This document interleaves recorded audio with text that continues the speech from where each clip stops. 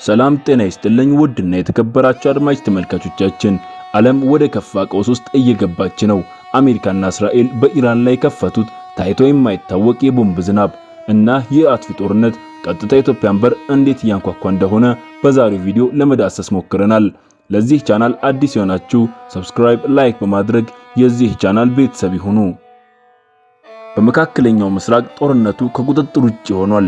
ባለፉት ሰዓታት ውስጥ አሜሪካና እስራኤል በዋናው የኢራን የኒኩሌር ማበልጸጊያ ጣቢያ በሆነው ናታንዝ ላይ ከባድ የአየር ድብደባ ፈጽመዋል።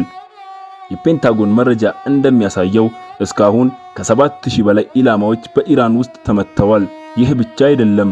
የዓለም ዋነኛ የነዳጅ ማስተላለፊያ የሆነው የሆርሙዝ ባህረ ሰላጤ ስትሬት ኦፍ ሆርሙዝ በመዘጋቱ ምክንያት የዓለም የነዳጅ ገበያ በእሳት እየነደደ ይገኛል።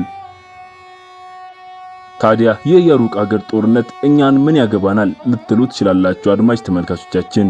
ነገር ግን አደጋው ቀጥታኛም ላይ ደርሷል። በዚሁ በመካከለኛው ምስራቅ ጦርነት ምክንያት የዓለም የነዳጅ ዋጋ ማሻቀቡን ተከትሎ የኢትዮጵያ መንግስት ዜጎች ነዳጅን በከፍተኛ ቁጠባ እንዲጠቀሙ አስቸኳይ ማስጠንቀቂያም አውጥቷል።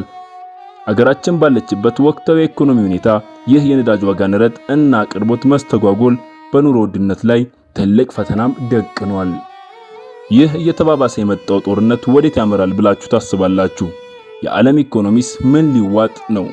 ሐሳባችሁን ከስር በኮሜንት ላይ ያስፍሩልን። አዳዲስና ትኩስ መረጃዎችን በፍጥነት ለማግኘት ቻናላችንን ሰብስክራይብ ማድረግ አይርሱ።